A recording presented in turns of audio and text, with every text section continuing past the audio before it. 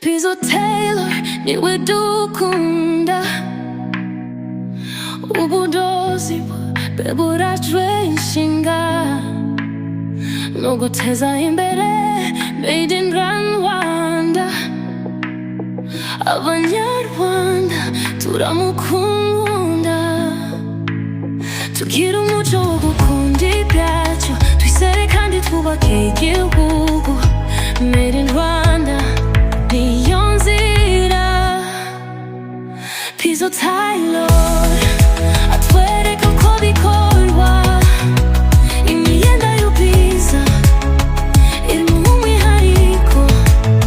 Pizo Tailor gukora biroroshe, kwambara ibyacu n'ishema rikomeye. Abanyarwanda dukomeje kugushigikira, tugira umuco wo gukunda ibyacu woyigira.